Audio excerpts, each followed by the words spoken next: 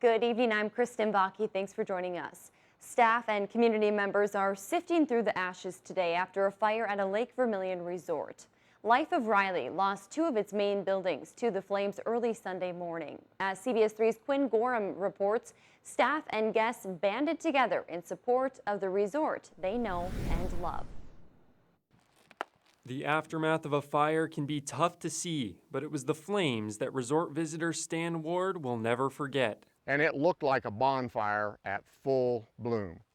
The flames were 30 yards up or more. The fire department arrived just minutes after Ward called, but by then it was already too late. Resort manager Josh Gilson says the fire spread quickly between buildings. You can see this distance right here. This is the edge of the gazebo.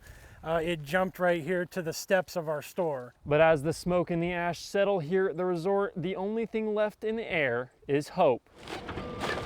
The massive flood of thoughts and prayers on our Facebook posts has been overwhelming. Between our guests, the community, whom we know and love and respect, and the feeling is mutual. The community showed their support for the resort with more than just a few comments. Former staff came from far and wide to clean up and start rebuilding. Ward has been coming to the resort since 1990. He says the most encouraging thing is seeing everyone work together. I mean, you can just see from what's going on, and this is barely over 24 hours already. So it's they'll get it back.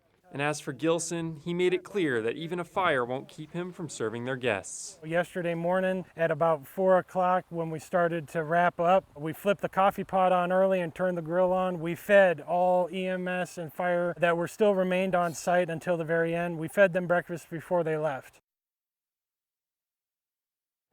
Former staff members set up a GoFundMe to help the resort recover. Life of Riley Resort will remain fully operational and is still full of guests, even just a day after that fire. We'll have a link to the GoFundMe on our website.